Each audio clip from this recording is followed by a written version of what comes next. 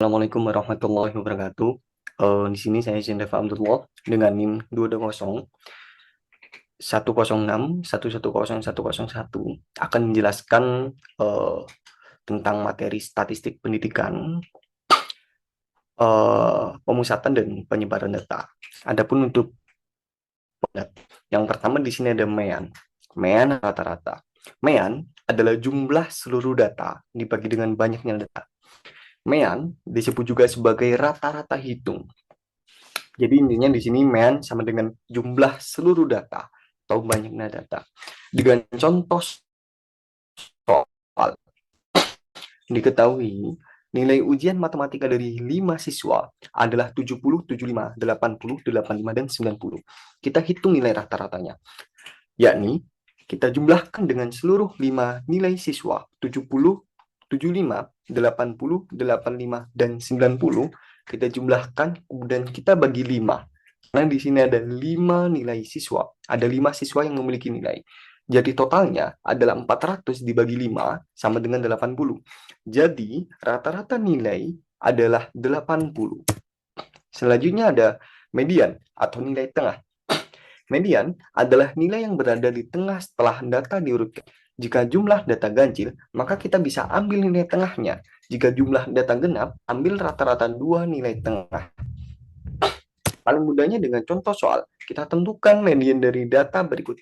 Di sini ada data 12, 15, 11, 18, dan 17. Maka kita urutkan datanya. 11, 12, 15, 17, dan 18. Kita urutkan dari yang terkecil hingga terbesar. Ketika di sini ada 5 data atau jumlah ganjil, maka mudahnya kita ambil nilai tengah.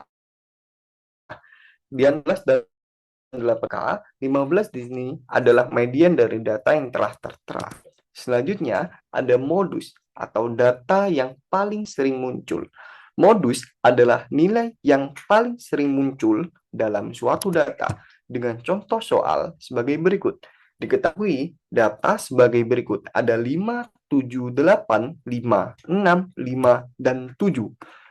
Di sini jumlah kemunculan angka 5 ini muncul sebanyak 3 kali. Angka 7 muncul sebanyak 2 kali.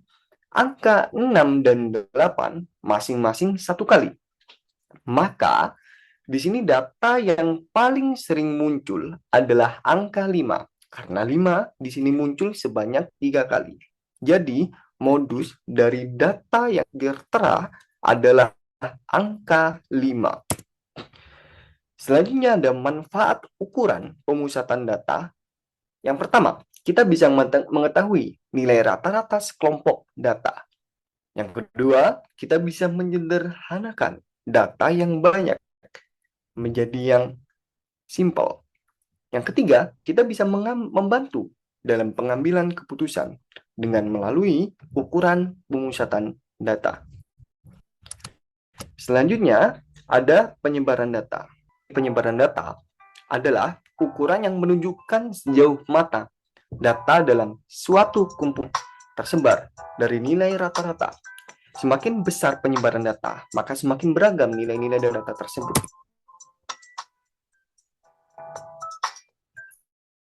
Yang pertama, mengetahui variasi. Yang kedua, membantu dalam pengambilan keputusan berdasarkan data.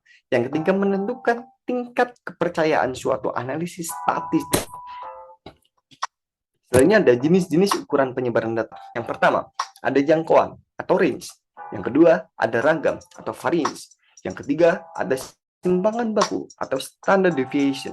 Yang keempat, ada simpangan kuartil.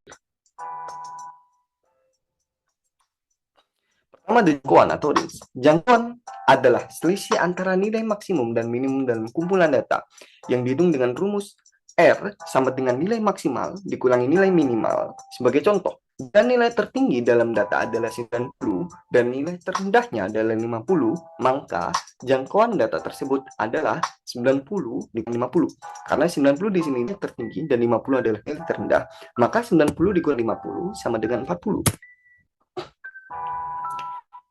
Selanjutnya ada simpangan kuartil. Simpangan kuartil adalah ukuran penyebaran yang dihitung berdasarkan selisih antara kuartil atas, toki 3, dan kuartil bawah, toki 1.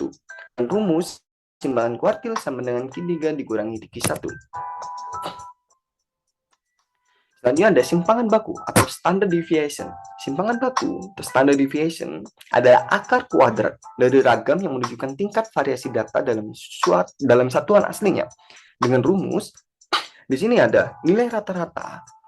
Kemudian kita cari nilai dari masing-masingnya, kita kurangi nilai rata-rata, kita akarkan, kita kuadratkan, kemudian kita jumlahkan nilai-nilai yang ada, kemudian kita bagi dengan nilai yang ada, kemudian kita akarkan.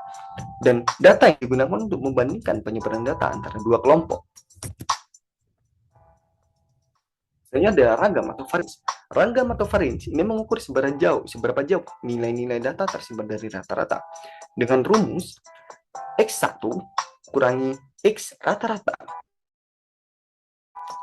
Kita kurangi dengan nilai rata-rata, kemudian kita akarkan. Maka semakin besar nilai ragam, semakin besar variasi data yang dalam kumpulan tersebut. Ukuran penyebaran utama adalah jangkauan ragam, simpangan baku, dan simpangan kuartil. Hanya penyebabun sekian dari pemusatan dan pemenjelasan yang bisa saya